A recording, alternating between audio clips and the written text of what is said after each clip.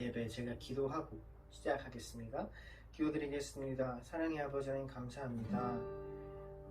오늘도 이렇게 주님을 찬양할 수 있게 해주셔서 감사합니다.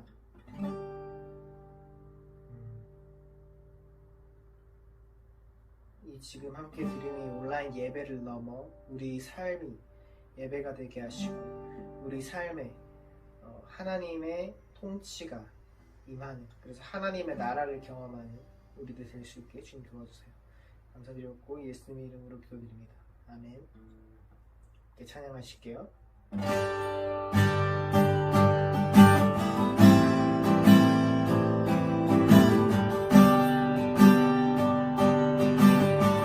내 영혼이 음청이며 내 영혼이 음청이며 주난 죄지 먹고 부니 슬픔 많은 이 세상도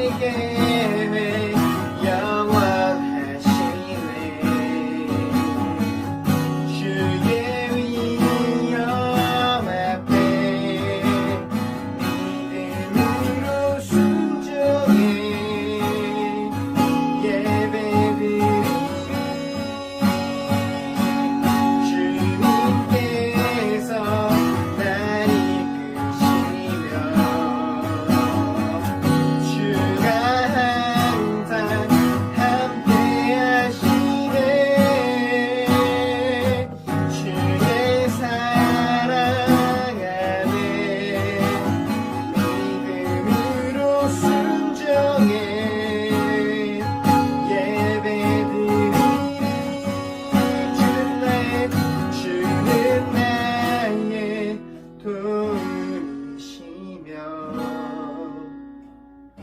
주의 계획 영원하시네. 주의 위엄 앞에 믿음으로 순종해 예배 드리리 영원히.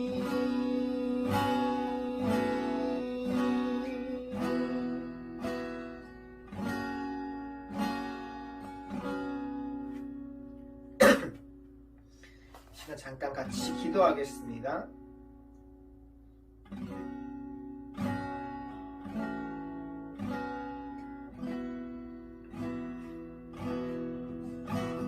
우리 삶을 살아가는 가운데 하나님이 느껴지지 않아서 그런 괴로운 시기들이 있죠.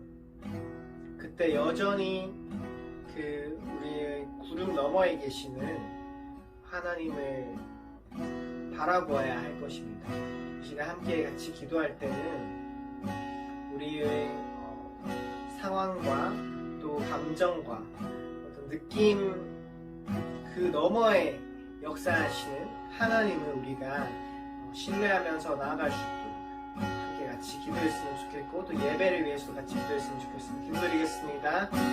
사랑의 아버지 감사합니다. 주님이 어떤 것이 느껴지지 않을 때, 주님 어디로 나아가야 할지 도저히 알 수 없을 것 같을 때 주님, 우리가 주님을 바라봅니다. 주님, 우리가 주님을 바라봅니다.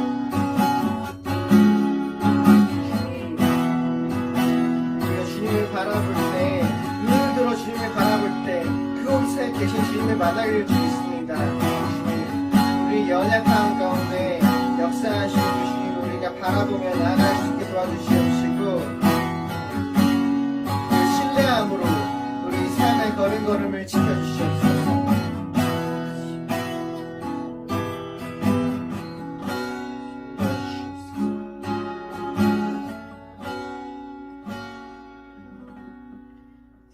아버지 하나님 감사합니다.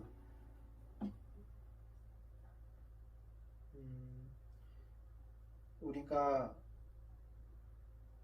주님을 따르겠다고 살지만 삶의 순간순간 가운데 주님이 느껴지지가 않고 그냥 지쳐서 이렇게 포기하고 싶을 때가 있습니다. 그럴 때 그 너머에 계신 하나님을 우리가 여전히 신뢰하며 나아갈 수 있도록 도와주세요. 그리하여서 그 하나님의 나라가 우리 마음 가운데 임하는 그런 삶도 될 수 있게 도와주세요. 감사드렸고 예수님 이름으로 기도드립니다. 아멘. 함께 사도신경으로 신앙을 고백하겠습니다. 나는 전능하신 아버지 하나님, 천지의 창조주를 믿습니다.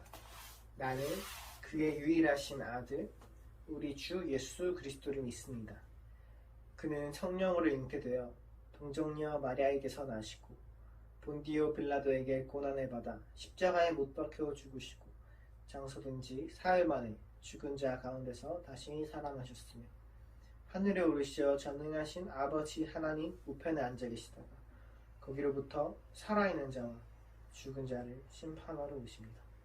나는 성령을 믿으며 거룩한 공교회와 성도의 교제와 죄를 용서받는 것과 몸의 부활과 영생을 믿습니다. 함께 기도하시겠습니다. 하나님 아버지 은혜를 감사합니다. 날이 무덥고 장마로 인하여 여러 가지 피해가 우려되는 상황입니다. 하나님 아버지, 이 나라의 민족을 불쌍히 여겨주시고 저희들이 아버지 하나님 이런 재난을 통하여서 항상 대비하는 것을 배우게 하시고 또 하나님의 섭리가 얼마나 크고 장대하신 것을 우리가 깨닫는 또 이런 계절 되게 하여 주시옵소서. 오늘 말씀을 듣습니다. 하나님 저에게 말씀하여 주시옵소서. 저희가 말씀 듣고 세상 가운데 승리하는 저희가 되시게 하시고 신령과 진정으로 예배드리는 저희들 되게 하여 주시옵소서. 감사드리며 예수님 이름으로 기도했습니다. 아멘.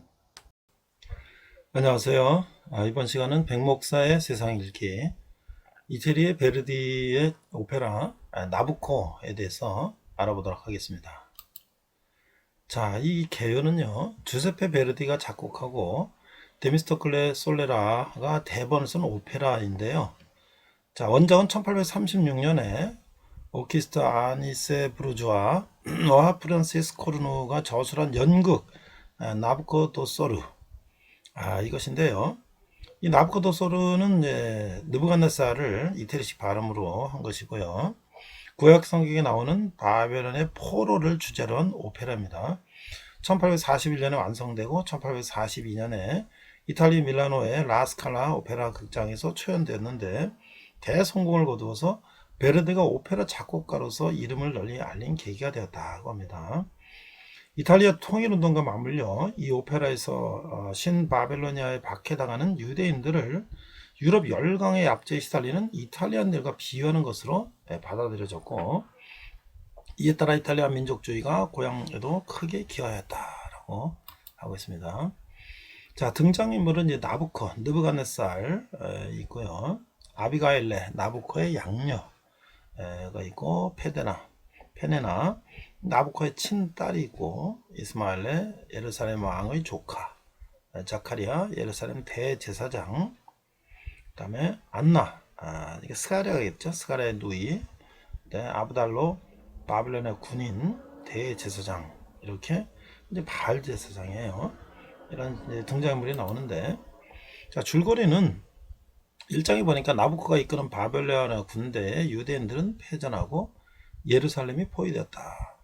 유대인들이 다시 일어설 수 있는 용기를 갖도록 대제사장 스가랴는 적군 왕의 딸 페네나를 포로로 잡아놓고 있는 사실을 밝힌다. 하지만 페네나는 예루살렘 왕의 조카인 유대인 이스마엘레와 사랑에 빠진다.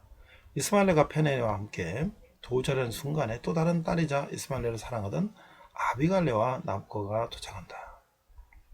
스가랴는 나부코에게 저항하며 페네나를 죽이려고 하지만 이스마엘레의 만류로 무산된다.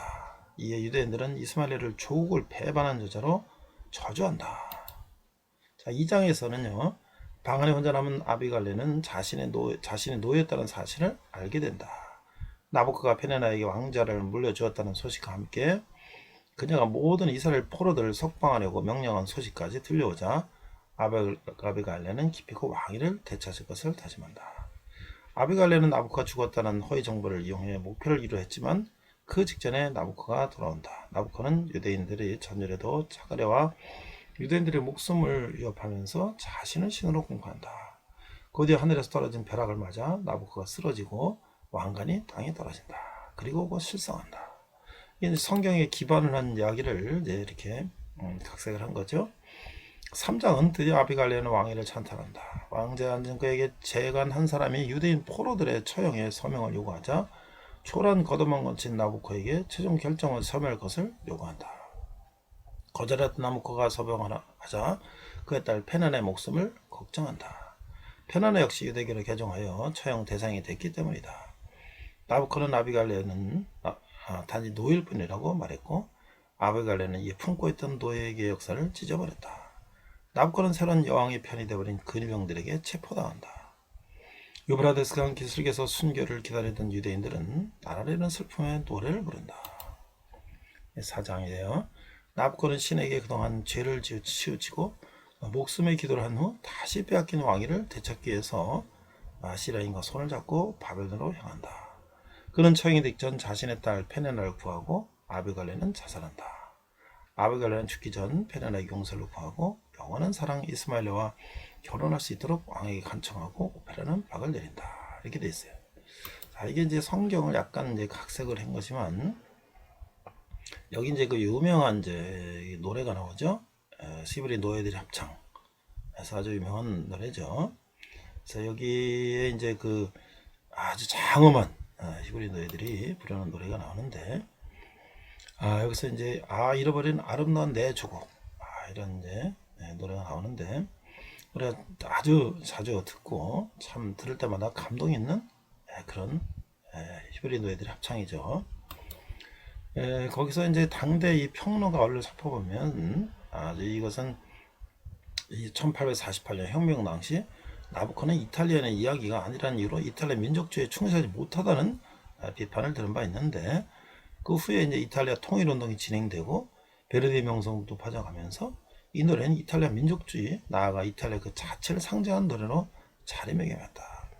바벨론에서 노예에게 시달리던 유대인들이 조국을 그리워하면서 부른 이 노래는 오스트리아를 비롯한 유럽 열강의 압제에 시달리는 이탈리아인들을 은유하는 것으로 인식되었고, 1901년 베르디가 서거했을 때 장례식에서도 사람들은 이 노래를 불렀다.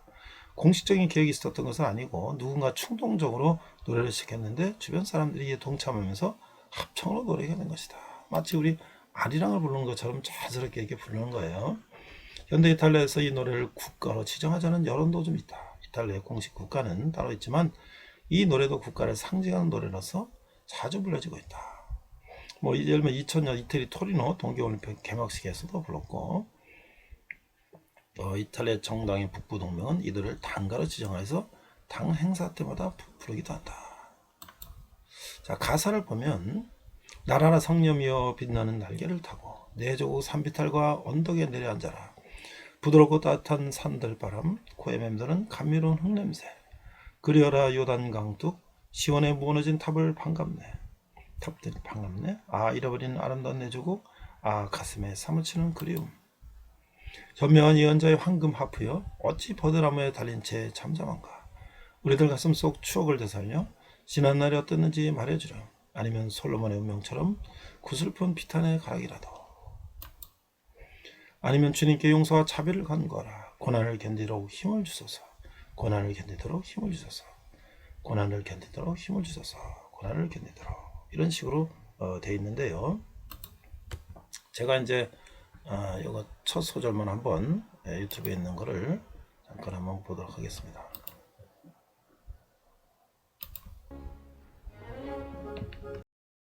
네, 이번 시간은 포로 시대의 6번째로서 에돔의 멸망 예언과 베르디 오페라 나부코라는 주제로 말씀을 나누고자 합니다. 먼저 말씀 본문은 오바댜 1장 15절, 여호와께서 만국을 벌하실 날이라는 오바댜 1장 15절 한 절을 한글과 영어로 읽도록 하겠습니다. 우리 자막을 보고 함께 읽도록 하겠습니다. 15절, 여호와께서 만국을 벌할 날이 가까웠나니 내가 행한 대로 너도 받을 것인즉 내가 한 것이 내 머리로 돌아갈 것이라. 이렇게 말씀하고 계세요. 오바댜 1장 15절, For the day of the Lord draws near on all the nations. As you have done, it will be done to you. Your dealings will return on your own head. 이렇게 돼 있어요. 자, 우리가 이제 에스겔서를 보니까 33장 이하에 보니까 예루살렘이 불타고 파괴된 일은 BC 586년에서 일어난 일인데, 이 사건이 바벨론에 있는 에스겔에까지 전해지는 데는 당시에 이제 통치 수단은 도보로이고 예루살렘에서 바벨론까지 한 4개월 정도 걸리는 그런 거리라는 거죠. 그걸 통해서 볼 때 이제 한 4개월 후에 그 소식을 듣게 됐다는 거예요. 그래서 이제는 하나님의 회복의 메시지를 전할 때가 되었다. 그러나 무조건 회복이 아니고 지금이라도 회개하고 죄의 길에서 돌아서면 하나님은 이스라엘을 회복시켜 주실 것이다 라는 것이죠. 하나님의 에스겔을 통해서 이스라엘의 지도자들의 죄를 지적하고 회개를 촉구하는 거예요. 회개는 도가니 속에서 철을 정련하는 과정이다 라고 할 수가 있죠. 그래서 에스겔서 25장에서 28장을 보니까 암몬, 모압, 에돔, 블레셋, 이 두로에만 이 말씀이 나오는데, 암몬, 모압, 에돔, 블레셋, 두로에만은 그 심판에 대한 언급이 나오고 있어요. 이들은 모두 이스라엘에 가까운 이웃이면서도 오래된 대적들이죠. 블레셋을 제외한 국가들은 나바티아 부족의 침입을 받음으로 하나님의 심판이 실현되며, 블레셋은 예수님 오시기 전 1세기에 멸망하여 역사에서 사라지고 있다는 거예요. 그래서 에스겔서 28장 11장 19절 11절에 19절은 이사야서 14장 12장 15절과 함께 몰락한 천사, 즉 사탄에 대한 묘사로 풀이하게 된다. 그래서 이제 에스겔 32장이 이제 애굽의 멸망에 대한 예언이 또 이어지고 있죠. 자, 오늘 우리는 오바댜를 중심으로 한번 말씀을 나눌 텐데요. 자, 이 에돔의 멸망과 이스라엘의 구원이다. 자, 이 구약 성경에서 가장 짧은 책이 무엇일까? 그러니까 바로 21절밖에 안 되는 오바댜서라고 하는 거예요. 그러나 오바댜의 메시지는 결코 짧지가 않다라고 하는 것이죠. 오바댜는 이스라엘의 이웃나라인 에돔의 멸망과 이스라엘의 미래에 받을 구원을 다루고 있는 것이죠. 오바댜는 에돔 멸망의 원인이 되는 중심점을 기준으로 이 전반부는 오바댜 1장 1절에서 11절까지는 에돔의 미래가 점점 나빠진다는 거야. 그런 이제 후반전 가면 오바댜 15절 21절에 가면 이스라엘의 미래가 점점 더 좋아질 것이다 라고 말씀하고 있다는 것이죠. 에돔은 현재 힘과 안전에도 불구하고 패배하게 될 것이다. 에돔은 완전히 망하게 될 것이다. 에돔의 주민은 완전히 멸절될 것이다. 그 일은 무엇인가? 바로 에돔의 이스라엘에 대한 죄 때문이다 라고 하는 것이죠. 이스라엘의 멸망을 기뻐하는 나라들은 멸망하게 된다는 거야. 이스라엘의 남은 자들은 자기 곡으로 돌아오게 될 것이라고 하는 것이죠. 회복된 이스라엘은 주변의 모든 나라를 정복하여 다스리게 될 것이다. 오바댜는 세상이 반드시 망하고 하나님의 나라는 영원하다는 성경 전체의 핵심 메시지를 압축적으로 보여주고 있다라고 말씀할 수가 있는 거예요. 자, 오바댜를 우리가 한번 자세히 살펴보면 그 에돔의 멸망에 대한 예언인데 그 오바댜서는 1장으로 되어 있으면 그야말로 하늘에 이게 보이는 거예요. 그것은 이 에돔에 대한 멸망인데 줄거리를 보면 자기 친척들이 절망적인 어려움에 빠졌을 때 에돔이 교만하고 더 양양하여 중립을 지킨 것과 심지어 고소하게 여기고 공격하며 만행을 저지른 것에 대해서 극심한 분노를 보여주고 있는 거예요. 에돔 족속은 에서와 야곱이 동생이고 형인 에서가 가나안과 결혼하며 갈라져 나간 이방민족이 된 에돔족인데 원래는 야곱 이스라엘 백성과 형제간이지만 그들이 그렇게 이스라엘 멸망을 아주 기뻐했다는 거예요. 자, 1절에서 보니까 오바댜의 묵시라 주 여호와께서 에돔에 대하여 이와 같이 말씀하시니라. 우리가 여호와께로 말미암아 소식을 들었나니 곧 사자가 나라들 가운데서 보내실을 받고 이르기를 너희는 일어날지어다. 우리가 일어나서 그와 싸우자 하는 것이니라. 2절 보라 내가 너를 나라들 가운데 매우 작게 했으므로 네가 크게 멸시를 받느니라. 3절 너희 마음이 교만이 너를 속였도다.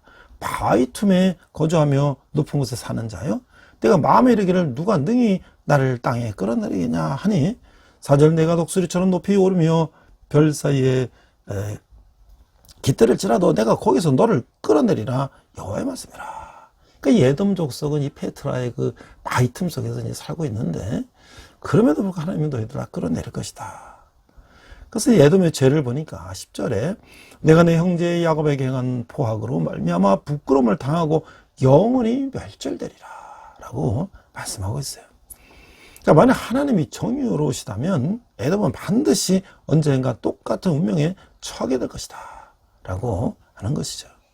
그래서 여호와께서 만국을 이제 벌하실 날이 오늘 본문을 읽었죠.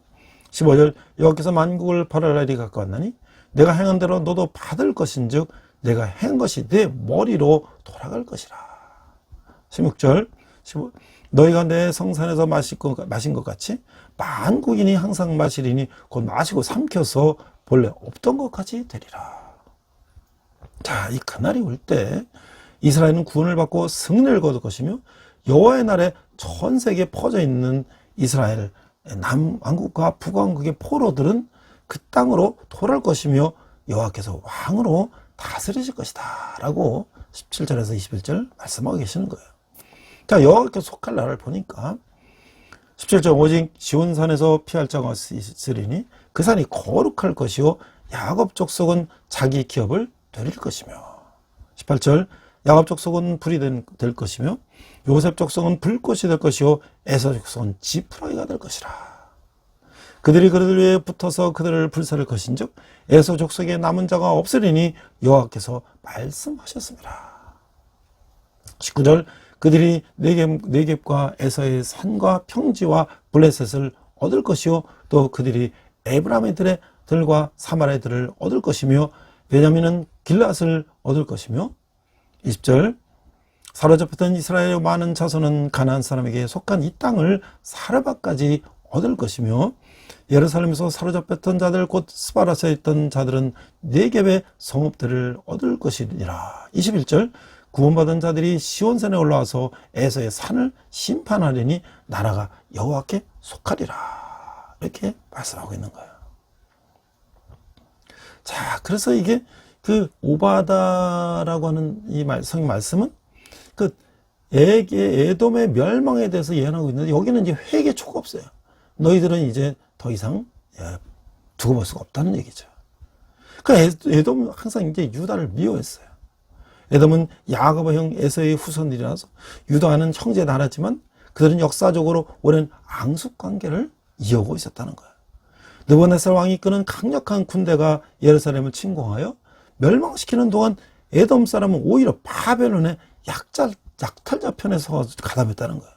극심한 한나라의 나라 유다는 형제의 나라의 도움을 기대했지만 그들은 수수방관했고 심지어 예루살렘의 멸망을 기뻐했다고 하는 거예요. 여기에 오랜 원수지간인 역사가 있었죠. 그러나 하나님은 이런 에돔의 태도에 대해서 멸망할 것임을 오바댜 선지자를 통해서 선포하고 계시는 거예요. 방관자도 죄인이 된다는 사실을 깊이 묵상해 보아야 한다고 하는 것이죠. 미국의 케네디 대통령은 그에 있어서 용기 있는 자라고 하는 책에서 지옥의 가장 뜨거운 자리는 방관자를 위해 마련해 있다라고 말을 했어요. 이 방관자, 그들은 이 비겁하고 기생충 같은 존재일 수도 모르겠다라고 하는 것이죠. 그래서 우리가 이 오바댜서를 이렇게 다시 한번 묵상하면서 그 오바댜는 이 교만한 자들을 위한 하나님의 심판을 다룬 책이다. 오바댜는 구약 성경에서 가장 짧은 책이지만 그 짧은 책 속에 하나님의 엄한 심판의 메시지가 들어있다 라고 하는 것이죠. 오바댜 이름은 여호와의 종이라는 뜻인데 오바댜는 에돔을 향한 하나님의 심판을 선포했죠. 에서와 에돔 족속은 하나님의 우선순위를 포기함으로써 그들의 삶에 엄청난 대가를 치르게 됐다고 하는 거예요. 오바댜는 하나님의 우선순위가 하나님의 영원한 시야를 놓친 백성이 당할 심판을 선포했다고 하는 것이죠. 하나님의 시야를 잃어버릴 때 우리는 교만함의 죄악 속에 빠져들게 되는 것이죠. 교만만큼 많은 사람들을 멸망으로 이끄는 이 죄도 드문 것이죠. 교만한 사람들은 에돔 족속처럼 남의 불행을 기뻐하고 스스로 자기가 잘하고 있다고 착각하고 있는 거예요. 교만함은 오랫동안 지속될 수가 없는 것이죠. 교만은 하나님의 무시무시한 심판이 따르기 때문이라고 하는 거예요. 하나님은 교만한 지도자들을 물리치시고 겸손한 리더에게 은혜를 더하신다고 하는 것이죠. 하나님은 오바댜를 사용하셔서 교만함과 시기심으로 가득 찬 잘못된 지도자 상을 깨우쳐주고 계시다라고 하는 거예요. 저는 이스라엘 백성들이 포로로 잡혀가서 고난을 받고 있지만 그들이 고향을 그리워하며 그들이 이제 하나님께서 그들에게 약속하신 회복을 기다리며 그들이 그 고난을 겪는 그 모습을 묵상하면서 제가 이 베르디의 오페라 이 나부코라고 하는 오페라 중에서 히브리 노예들의 합창이라고 하는 그런 곡들을 전에 들었었는데 다시 한번 제가 이 베르디 오페라 나부코를 한번 찾아봤어요. 어떻게 보면 또 이 베르디 오페라 나부코는 이태리가 1900년대, 1800년대 말 1900년대 초에 유럽의 열강들의 아주 시단을 받을 때 히브리 노예들이 자기 이탈리아 사람들의 처지와 비슷하다고 생각해서 베르디는 그 오페라를 만들고 또 그 곡을 이제 아주 핵심적인 곡을 연주할 때 많은 이태리인들이 감동을 받았다는 것이죠. 자, 그래서 이 베르디 오페라 나부코는 이게 뭐 어떤 오페라인가 살펴보니까, 원래 나부코라고 하는 것은 느부갓네살을 이태리 말로 이제 나부코라고 얘기를 한 거예요. 1842년 베르디가 발표한 이 나부코는 왕권을 둘러싼 배신, 아버지와 딸의 처절한 통곡을 다룬 오페라다. 그러니까 장녀로서 공을 세웠고 당연히 후계를 잃을 것으로 기대했던 공주 아비갈이 어메 신분이 철하던 이유로 동생인 페네나에게 왕권을 빼앗기게 되자 장녀는 왕을 패하고 스스로 왕위에 오르고 이 영향에게 정당성이 있나요? 아니면 이게 부정되나? 이런 이제 아까 이제 그 성경 내용을 가지고 이제 각색을 해서 만든 건데, 여기 이제 유명한 히브리 노예의 합창이 이제 울려 퍼지는 거예요. 이 오페라는 이제 구약 성경의 내용을 바탕으로 하는 오페라인데, 이게 이제 중앙일보에 나왔던 이제 기사를 제가 참고로 이렇게 한번 살펴본 거예요. 오늘 이 베르디의 명성을 잊게 한 최초의 성공작이다. 그래서 고요한 가운데 긴장이 흐르다가 아주 폭풍 몰아치는 듯 격동적인 리듬에 뒤은 이 히브리 노예들의 합창의 멜로디가 흐르고 막이 오르면 이 예루살렘의 솔로몬 신전에서 이 제사장들이 기도하고 있는데, 바벨론의 군대가 인근까지 진격해 오자 신전 안에 사람들이 통요하고 제사장 스가랴는 모세의 기적처럼 승리할 것이라며 아리아 해 뜨기 전에 밤처럼을 이제 부르고 그들을 진정시키는 거예요. 이때 바벨론 군대인 선봉장인 아비갈이 쳐들어와서 이 성전을 점령하게 되죠. 자, 그래서 이제 여기서 이제 그 러브 스토리가 이제 나오는 거예요. 이 아비갈 이제 그 여인이 이제 그 장군 이스마엘을 이제 사랑하고 동생 페네와 여러 가지 이제 그런 사랑의 관계가 있고 하면서 그 포로로 잡혀진 이 히브리인을 석방하는 등 모든 것을 배려해 주겠다고 이제 얘기를 하는 거예요. 그러면서 승전의 공주임에도 사랑을 애원하는 아비가일, 그러나 이 페네나 깊은 관계인 이스마엘은 당신이 나의 마음을 얻을 수 없다고 이제 이렇게 냉정하게 거절한다. 자, 그래서 이제 여기 이제 바벨론 왕 나부코가 이제 말을 타고 이제 이 성전에 이제 입성을 하게 되죠. 말바그바라 이제 성전에 짓밟히는 것은 히브리인들에게 이제 큰 충격이 이제 장면이 나오는 거예요.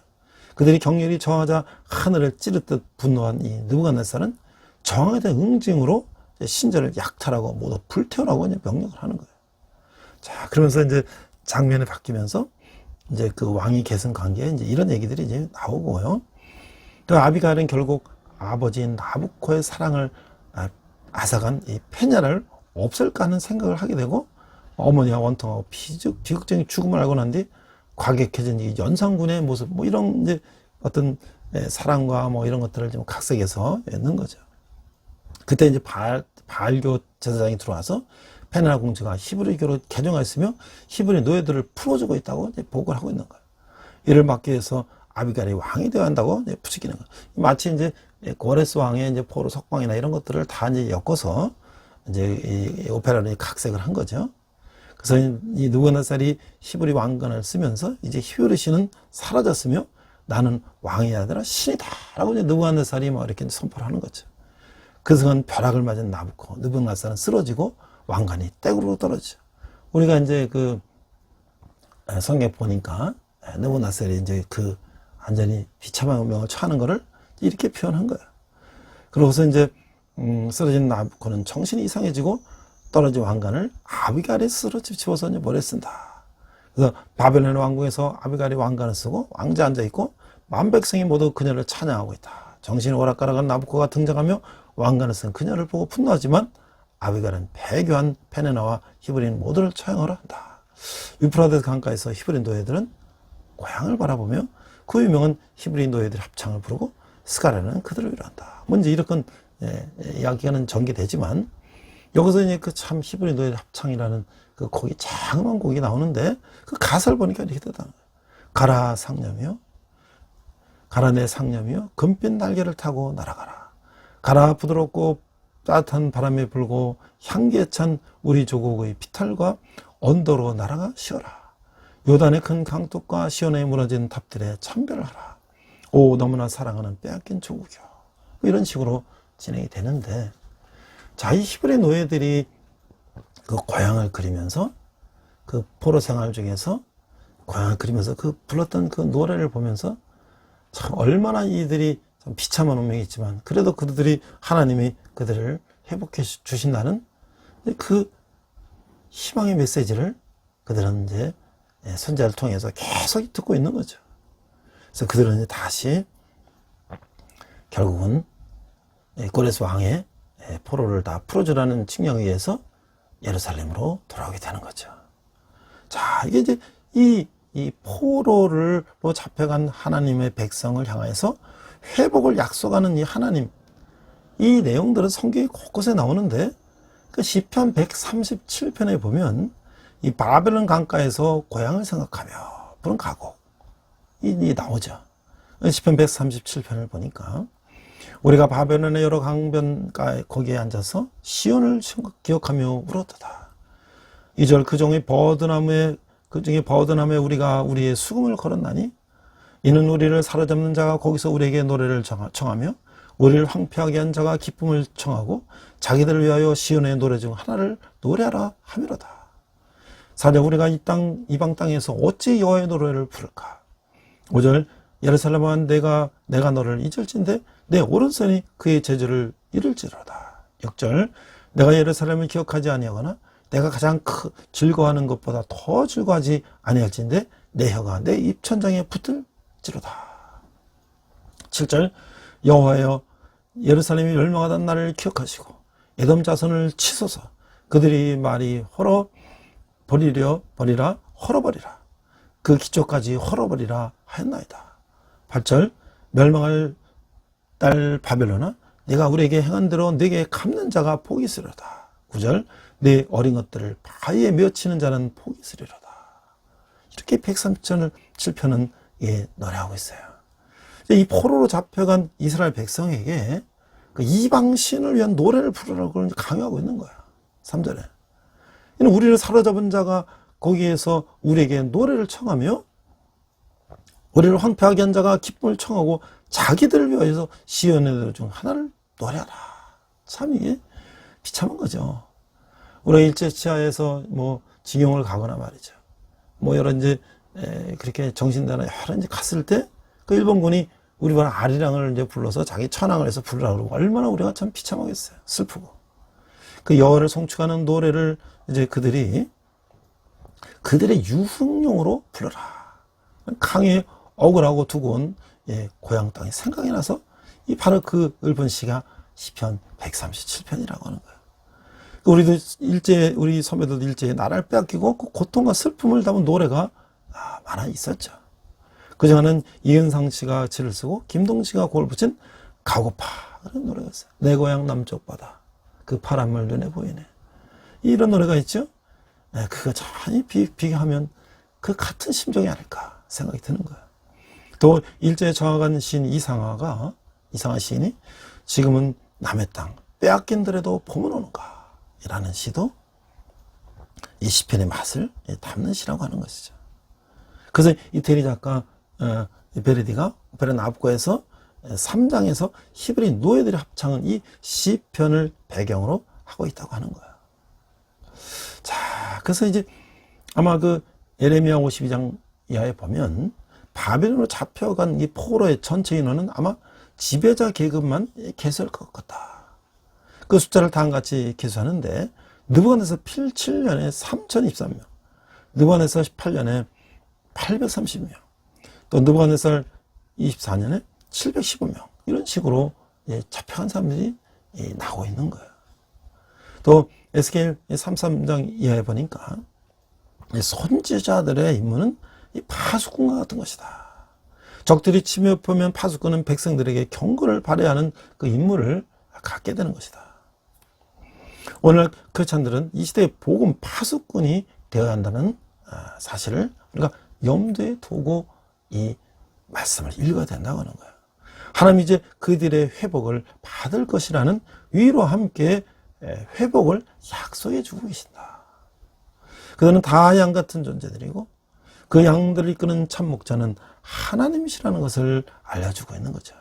그래서 가령 내가 악인에게 말하기를 너는 죽으리라 하였다 하자. 그가 돌이켜 자기의 죄에서 떠나서 정의와 공의를 행하며 15절 저장들을 도로 주며 강탈한 물건을 돌려보내고 생명의 윤례로 지켜 행하여 죄악을 범하지 아니하면 그가 반드시 살고 죽지 아니할 것이라. 16절 그가 본래 범한 모든 죄가 기억되지 아니하리니 그가 반드시 살리라.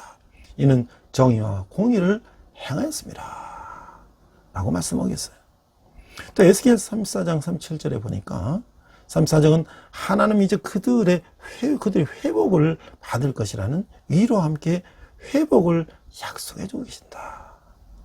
그들은 다 이 양 같은 존재들이고 그 양을 이끄는 참 목자는 하나님이시라는 것을 이제 알려주고 있다는 거예요.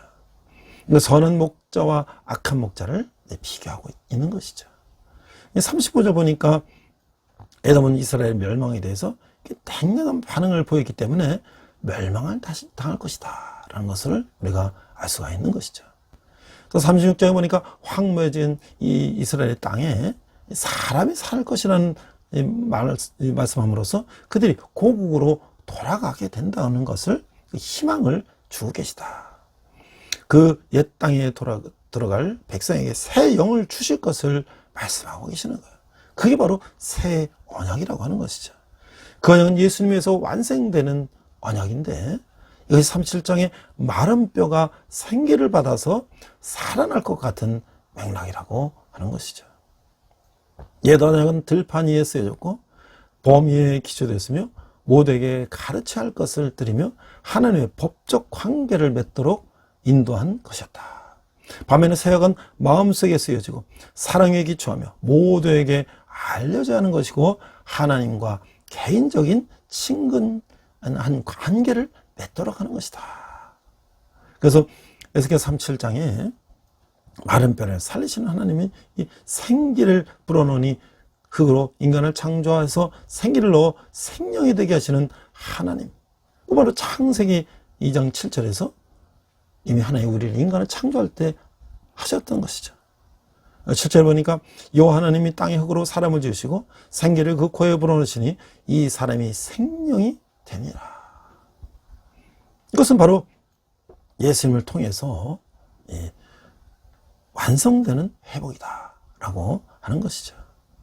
자, 그래서 에스겔 38장에서 보니까 에스겔에게 묵시적인 예언인데 에스겔은 북쪽으로부터 닥칠 야만 민족의 공격에 대해서 말하고 있는데 이들은 마곡, 메색, 두발 그리고 고멜 등이 있어요. 이들의 이름은 당시 세계 북쪽에서 여겼던 특히 이 코카스 지역에 거주하는 인도, 유럽의 이쪽의 족속들을 말하고 있다는 거예요.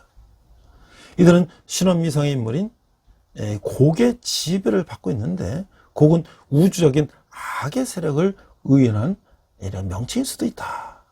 이 계시록에 나오는 것이죠. 원근각자의 군대들과 동맹한 그는 여호와의 백성과 전쟁을 일으킬 것이다. 하나님은 그 모든 악의 세력을 한 손에 단번에 영원히 멸망을 심으로 이 만인 앞에서 우리 하나님의 권능을 나타낼 것이다 라고 말씀하고 있는 것이죠. 그래서 이 곡의 모든 계획을 꾸미지만 늘 그것을 통제하는 분은 바로 하나님이시다 라고 잠언 10장 9절 말씀하시는데 사람의 마음으로 자기의 일을 계획할지라도 그의 걸음을 인도하시는 이는 여호와 하나님이다 라고 말씀하고 계시는 거예요. 저는 이제 이 성경에서 이 여러 이제 그 성경의 모티브를 가지고 영화도 만들고 드라마도 만들고 곡도 만들고 오페라도 만들고 연극도 만들고 책도 쓰고 하지 않습니까? 근데 저희들이 대학 다니던 70년, 80년대 시절에 이 중남미에 흑인들이 이제 아프리카 노예들이 와서 중남미에 살게 됐죠.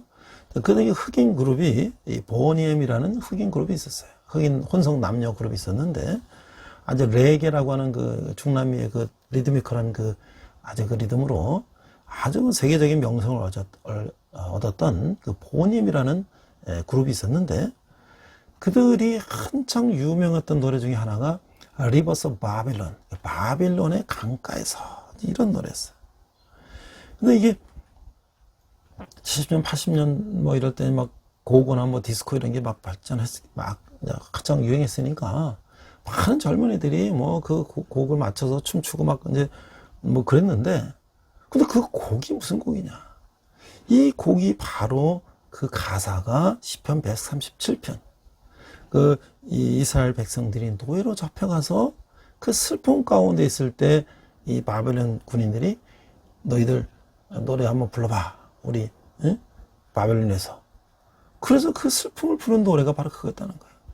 그러니까 우리가 그런 성경을 모르면서 그냥 그걸 뭐 유행하는 유행가라고 팝송이라고 그러면서 그걸 춤추고 따라 부르고 그랬는데, 그것은 바로 버니엠이라는 이 그룹은 뭐 징기스칸이라든지 뭐 여러 이제 그 세계적인 그 인물들을 자기네들이 이제 그 곡을 붙여가지고 그를 만들었는데, 그 중에 하나가 이 바벨론 강가였다는 것이죠. 그 가사는 바로 시편 137편이었다는 거예요.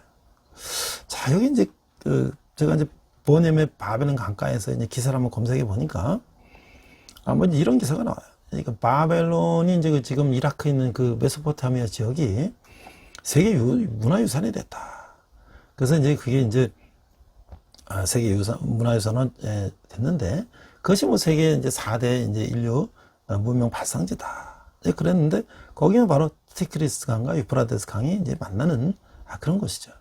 저도 2003년에 온누리교회에서 이제 그 전쟁 중에 그걸 가봤는데, 참 그 평원 이런 데는 이제 비옥한 땅들이 있어요. 그리고 이 강이 만나고 우리나라 부산 지역에 해당하는 이제 바스란 항구도 있고 말이죠.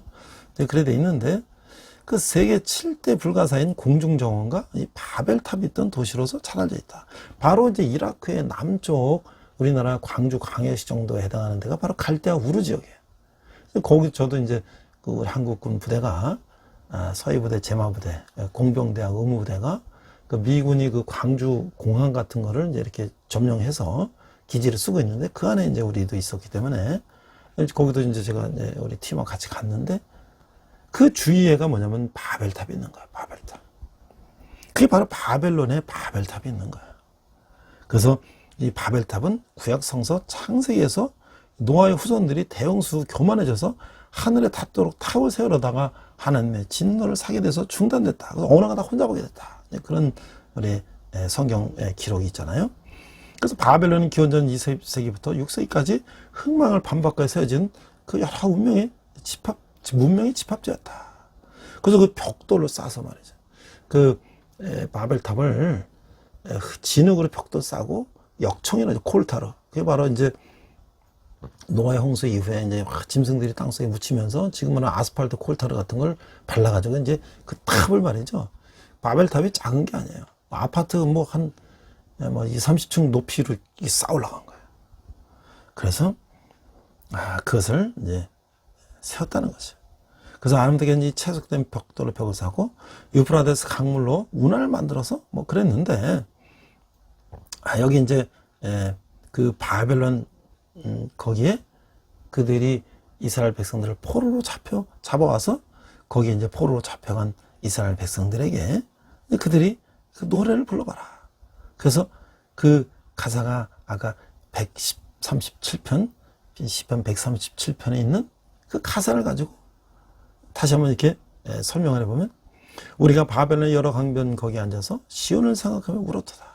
그 중에 버드나무에 우리가 우리의 수금을 걸었나니, 이는 우리를 사로잡은 자가 거기서 우리에게 노래를 청하며 우리를 황폐하게 한 자가 기쁨을 청하고 자기들의 시온의 노래 중 하나를 노래하라 하미로다.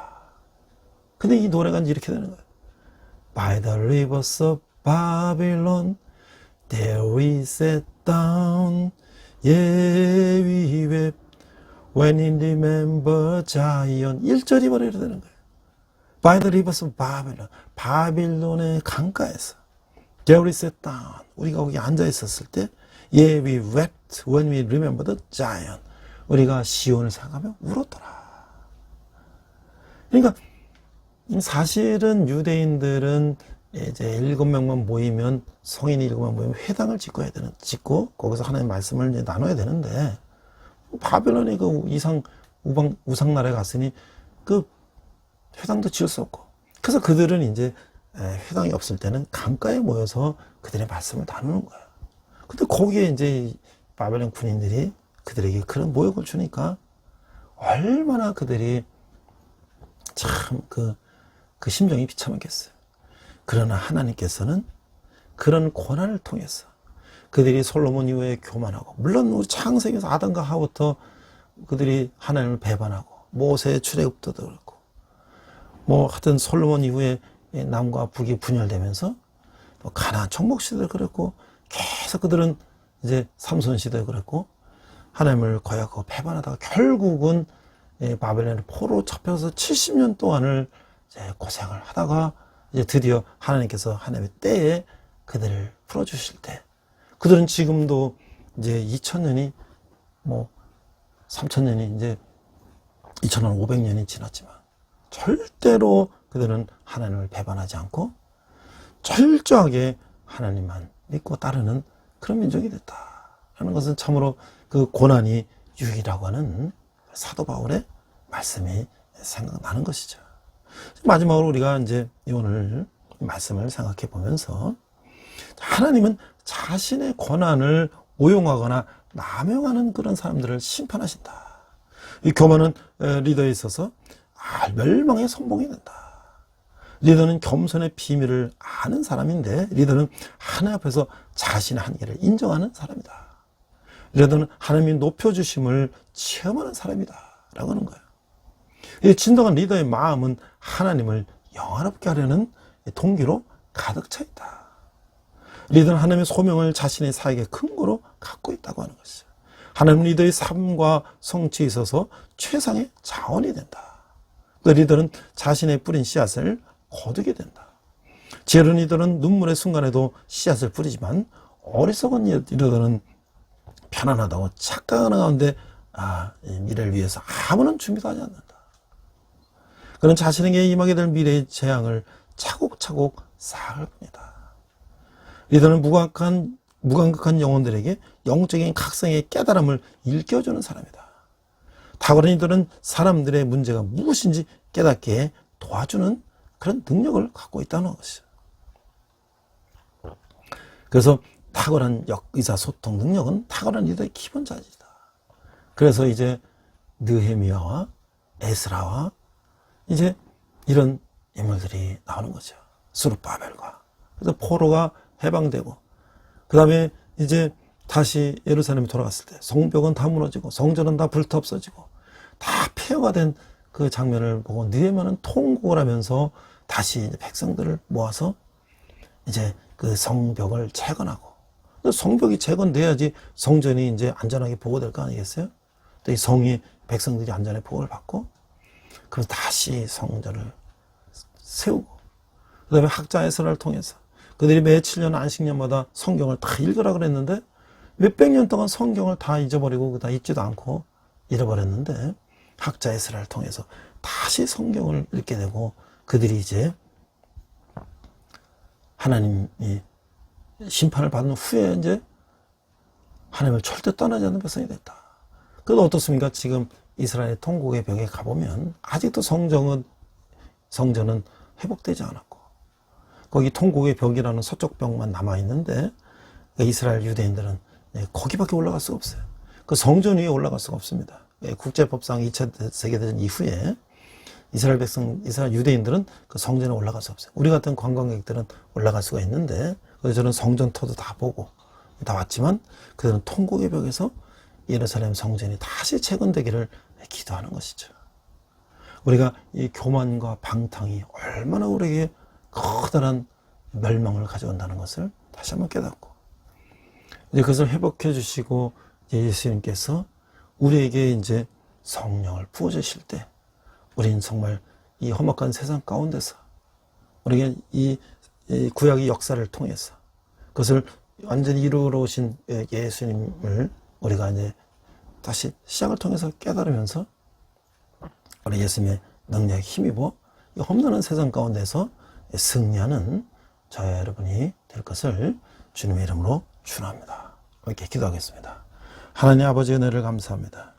이스라엘 백성들이 죄 범죄하고 멸망하였지만 그때는 하나님께서 그들을 구원해 주실 것을 이제 말씀하셨습니다. 많은 예술가들이 또 화가들이, 소설가들이 그 성경의 모든 장면들을 또 예술 작품으로 우리에게 보여주고 있었는데, 우리가 또 이제 그런 것들을 통해서 하나님이 그들을 심판하신 것뿐만 아니라 그들을 회복시키고 영원히 그들과 함께 하신다는 것을 우리가 깨닫는 우리들 되게 하시고, 우리도 온전히 하나님 예수 그리스도 우리 성령님께 함께 하는 저희들 되게 하여 주시옵소서. 감사드리며 예수님 이름으로 기도했습니다. 아멘. 시간 내게 있는 모든 것을 찬양하시면서 함께 헌금하시겠습니다.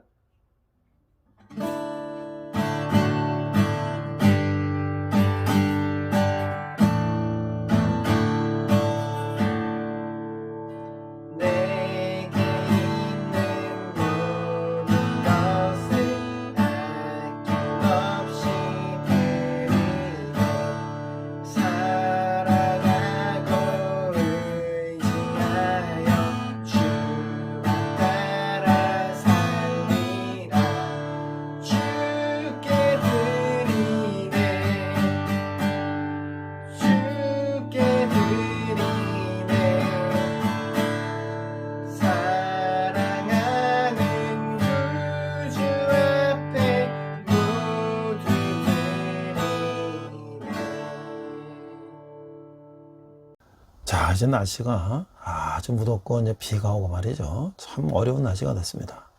하지만 이제 대학은 이제 방학 중에 있어서 뭐 CC 수련회도 하고 뭐 대학마다 지금 각 학교마다 또는 이제 이 교회마다 여름 수련을 하고 있는데, 저는 우리 이제 청년들이 그 수련을 많이 참여하기를 권면하고 있습니다. 그래서 많은 사람들이 간증하는데, 믿음이 없었는데 그 수련회 가서 내가 은혜 받고 내가 정말 진정한 크리스찬으로 거듭났다고 하는 고백을 많이 하고 있습니다. 젊은이들이 뭐 개인적으로 여행 가는 것도 좋고 하지만, 또 우리가 교회를 통해서 그런 수련회 친구 따라 가고, 또 이제 교회 다니는 우리 형제 자매들은 자기 친구들을 적극적으로 같이 초청해서 함께 그런 시간을 함으로써 그들이 구원받고 하나님의 백성이 되는데 귀하게 그런 기회를 삼았으면 좋겠습니다. 군대는 지난주에 우리 목사님들 밴드가 와가지고 참 저녁 찬양 집회를 참 아름답게 했어요. 정말 그 프로페셔널한 우리 밴드 와서 이렇게 찬양하니까 우리도 찬양팀도 이제 다시 조직돼서 열심히 찬양하고 있는데, 도전도 받고 또 많은 간식도 가져오시고 해서 우리 많이 나눠주고 하셨는데, 이제 우리 또 많은 형제들이 아직도 교회 나오지 않고 그냥 쉬고 있어요. 그들이 좀 교회 나와서 하나님의 말씀을 듣고 정말 앞으로 어떻게 세상을 살아야 되는가, 이 험난한 세상을 어떻게 살아야 되는가를 하나님의 말씀을 통해서 그들이 그런 세상을 승리하는 그런 모든 사람이 됐으면 좋겠습니다. 여러분이 후원하시는 헌금, 한 달에 10,000원 헌금은 우리 청년들이 주님께 돌아오는데 귀하게 사용될 것입니다. 우리 함께 기도하겠습니다. 하나님 아버지의 은혜를 감사합니다. 저희들이 작은 예물을 주님께 드렸습니다. 이 예물이 쓰는 것마다 주님의 영광이 나타나게 하시고, 특별히 청년들이 주님께 돌아오는데 귀하게 사용되게 하여 주시옵소서. 지금은 우리 주 예수 그리스도의 은혜와 하나님 아버지의 극진하신 사랑과 성령님의 감화고동 역사하심에 우리가 하나님을 배반하고 하나님께 심판을 받았지만, 그러나 끝내 우리 부모의 마음으로 하나님 우리를 회복시켜 주신다는 그 말씀이 있고, 우리도 이 세상 가운데 또 힘들어서 하나님을 떠나는 적도 있었지만 다시 하나님께 돌아가서 하나님께 정말 하나님 뜻을 이 땅에 펼치는 삶을 살기로 다짐하는 우리 예배드리는 모든 성도들이, 열방의 백성들과 성교사님들, 특별히 북한에서 고통받는 북한독보들이 지금부터 영원토록 함께 하시기를 간절히 축원합니다. 아멘. 함께 선한 능력으로 찬양하시면서 한 주간 승리하시기 바랍니다. 우리 이 시간 선한 능력으로 함께 찬양하시면서 결단의 시간 갖겠습니다.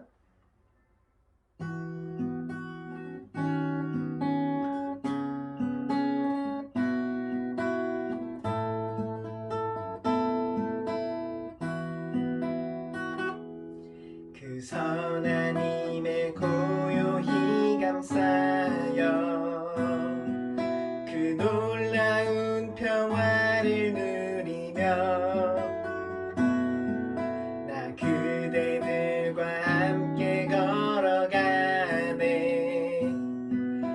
나 그대들과 한 해를 여네 지나가 너물 어둠의 날들이 무겁게 내 영혼 짓눌러도 오 주여 우릴 외면치 마시고 약속의 구원을 이루소서 그 선한 힘이 우릴 감싸시니 믿음으로 일어날 일 기대하네 주 언제나 우리와 함께 계셔 하루 또 하루가 늘 새로워 주께서 밝히신 작은 촛불이